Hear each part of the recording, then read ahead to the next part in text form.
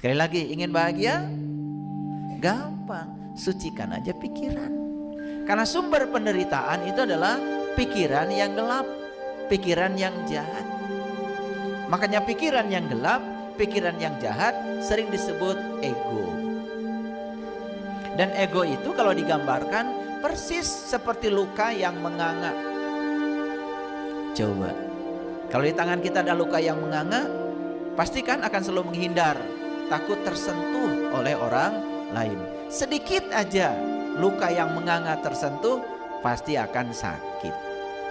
Makanya orang yang gampang marah, gampang menyerang, gampang protes, tidak bisa menerima perbedaan, menganggap orang lain di luar dirinya berbahaya.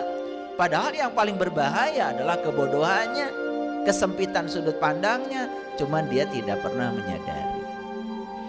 Jadi kalau kita berbicara najis tidak najis, itu kaitkan dengan dampaknya.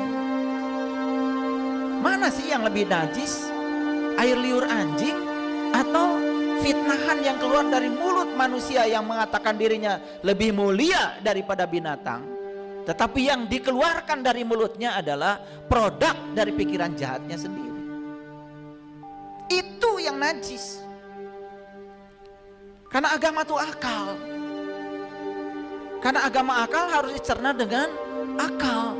Nah, oleh karena itu, maka jaga pikiran kita supaya tetap suci. Jaga pikiran kita jangan sampai menyelinap ke dalam pikiran kita pikiran-pikiran jahat, karena itu akan menghasilkan kata-kata jahat dan itu akan menghasilkan tindakan jahat dan tidak bisa disangkal lagi di belakangnya bukan kebahagiaan tapi penderitaan. Pernah dengar ada orang masuk penjara karena mengeluarkan kata-kata yang tidak senonoh dan kemudian dianggap pencemaran nama baik? Pernah? Itu sudah cukup, itu jelas ya. Makanya hati-hati, hati-hati ya. Saya mengingatkan lebih dalam lagi, bukan hati-hati dengan perkataan, hati-hati dengan pikiranmu. Karena itu adalah sumber perkataan yang berbahaya. Makanya di dalam Al-Quran dikatakan, ciri ahli surga itu sudah kelihatan. Dari apa? Dari apa yang dikatakannya. Bahkan di Quran surat Al-Waqiah dikatakan, illa kilan salaman salama. Tidak ada yang keluar dari mulutnya kecuali ucapan yang damai dan mendamaikan. Bukan ucapan yang penuh dengan kebencian. Itu. Jelas ya? Teko tidak mengeluarkan kopi kalau isinya susu. Jadi apa yang keluar dari mulut teko, itulah yang ada di dalam teko. Jadi yang keluar dari sini itu gambaran ada masalah sebetulnya di pikiran kita.